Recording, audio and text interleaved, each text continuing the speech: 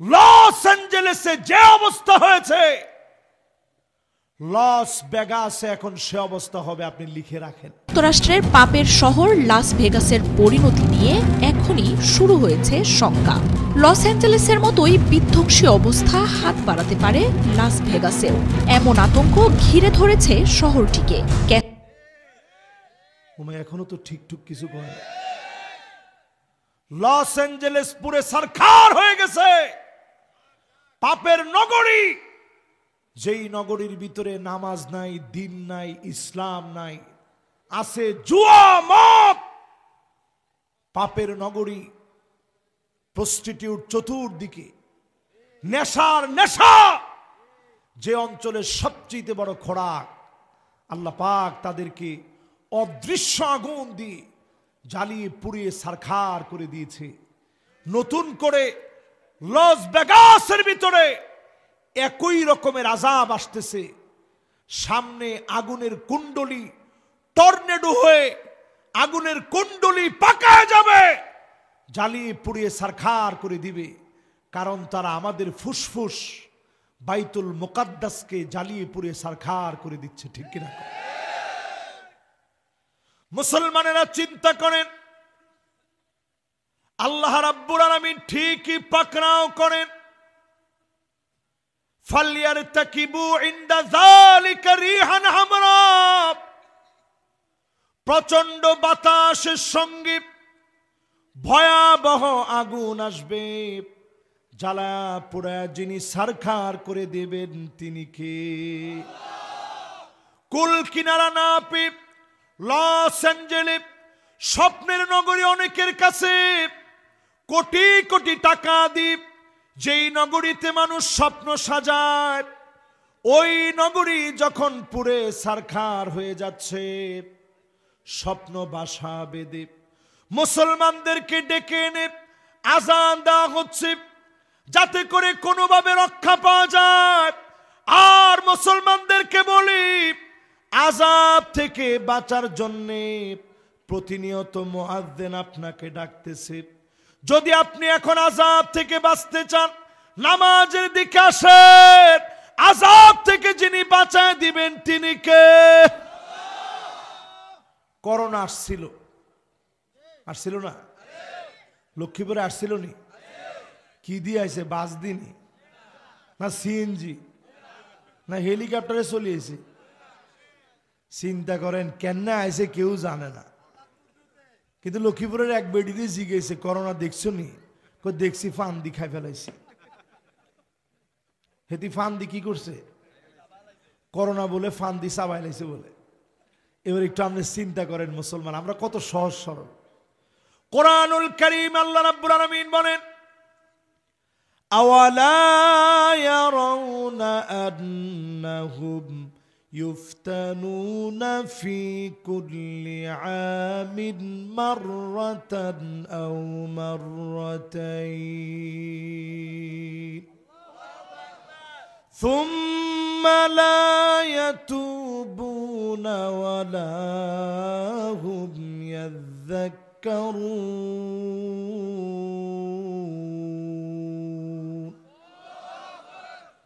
প্রত্যেকটা বছরে একবার অথবা দুইবার আল্লাহর তরফ থেকে শাস্তি আসে, আবার আমাদের কাছ থেকে শাস্তিগুলা উঠায় নেন।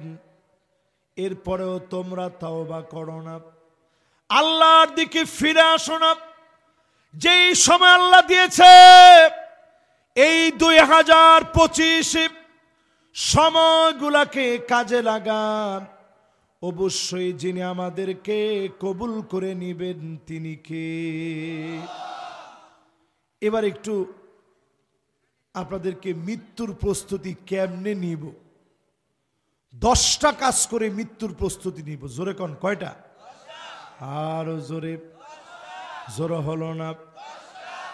1 নাম্বার কাজ হলো মৃত্যুর প্রস্তুতি নেওয়ার জন্য নামাজের দিকে আসেন। প্রতিনিয়ত 5 ওয়াক্ত নামাজ পড়বেন। আপনার মৃত্যুর প্রস্তুতি নামাজের মধ্য দিয়ে যিনি গ্রহণ করবেন তিনি কে? ইন্তেকালের আগ মুহূর্তে এজন্য শেষ নসিহত নবীজি করে গেলেন, আসসালাত সালাত সালাত, নামাজ নামাজ নামাজ, ওয়ামা মালাকাত আইমানুকুম, আপনার অধীনস্থ যারা আছে তাদের সঙ্গে সুন্দর আচরণ করবেন, নামাজ কায়েম করবেন। মৃত্যুর প্রস্তুতি যিনি সম্পন্ন করায় দিবেন তিনি কে? 2 নাম্বার প্রস্তুতি নেবেন শাহাদাতের কামনা। জোরে কোন কিসের? আরো জোরে কিসের? ভয় আছে? আল্লামা দেলোয়ার হোসেন সাইদি রহমতুল্লাহ আলাই সব সময় তিনি বলতেন, আমি শাহাদাতের মৃত্যু চাই। আমরা বিশ্বাস করি যে জালেমেরা নির্মম ভাবে 13 বছর জেলে রেখে উনাকে মৃত্যুর দিকে ঠেলে দিয়েছে, আল্লাহ উনার শাহাদাত কবুল করেছে, ঠিক কিনা বলে? এই মর্মে একটা হাদিস শুনেন, মান আরাদা শাহাদাতা বিসিদকিন বাল্লাগাহুল্লাহু মানাজিলাশ শুহাদা ওয়া ইন মাতা আলা ফিরাশিহি। আপনি যদি শহীদ হওয়ার কামনা করেন, বিছানায় যদি শুয়ে মারা যান, শহীদ হিসাবে যিনি কবুল করে নেবেন তিনি কে? তাহলে মৃত্যুর প্রস্তুতি নেবেন কয়ভাবে? আর একটু জোরে কোন, জোরে হলো না। 1 নাম্বার কিয়া, 2 নাম্বার কিয়া? শহীদ হয়েছেন উহুদের প্রান্তে আব্দুল্লাহ রাদিয়াল্লাহু তাআলা আনহু। শহীদ হয়ে যাওয়ার পরে আল্লাহ পাক নিজে ডাক দিয়ে বললেন, আব্দুল্লাহ অনেক কষ্ট করলা দিনের জন্য, জীবনটা দিয়ে দিয়ে আল্লাহর রাগে, আমার কাছে তোমার কি চাওয়া পাওয়া? আব্দুল্লাহ বলে, আল্লাহ অন্য কিছু চাই না, আপনার কাছে শুধু চাই 1000টা জীবন আপনি দিবেন, 1000 বার আল্লাহর জন্য শহীদ হয়ে ফিরে আসবো। বলেন আল্লাহু আকবার। কয়টা জীবন? 1000টা জীবন দিবেন, 1000 বার শহীদ হব, 1000 বার ফিরে আসব। আব্দুল্লাহ যখন এই কথা বলল, আল্লাহ পাক বলল, আব্দুল্লাহ রে, তোমার মর্যাদা আমার কাছে অনেক, কিন্তু দুনিয়ায় তো আর যাওয়া যাবে না। দুনিয়ায় যাওয়া যায় একবার। জোরে কোন কয়বার? ফিরে আসলে কেউ আর যেতে পারে না। আব্দুল্লাহ তোমার দাম আমার কাছে অনেক বেশি। আল্লাহ নবীকে জানানো হলো আব্দুল্লাহর সঙ্গে আমার কথা হয়েছে। নবীজির মনটা নরম হয়ে গেছে। আব্দুল্লাহ সন্তান জাবের বিন আব্দুল্লাহকে নবীজি ডাকলেন, ও জাবের, তোমার আব্বার সঙ্গে আল্লাহ রাব্বুল আলামিন নিজে কথা বলেছেন। তোমার আব্বার সঙ্গে আল্লাহর কথা হয়েছে, 1000টা জীবন চেয়েছে, 1000 বার আল্লাহর জন্য শহীদ হবে। ও জাবের রে, আমি নবী তোমার জন্য কি করতে পারি?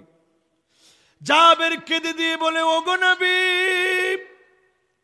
ওগো নবী, আপনার কাছে বলি, অন্য কিছু আমি চাই না।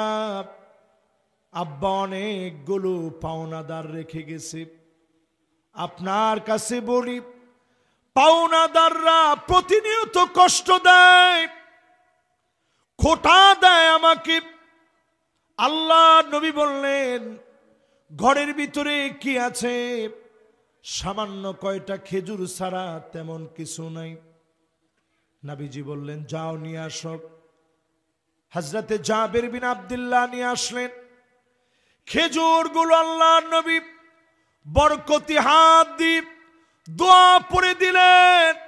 খেজুরের বরকত এত পরিমাণ বেড়ে গেছে, আল্লাহ নবী নিজ হাতে পাওনাদারদেরকে ডেকে খেজুর মেপে মেপে পাওনা পরিশোধ করলেন। আর নবীজি বললেন, আব্দুল্লাহ, বাকি খেজুরগুলা ঘরের মধ্যে নিয়ে যাও।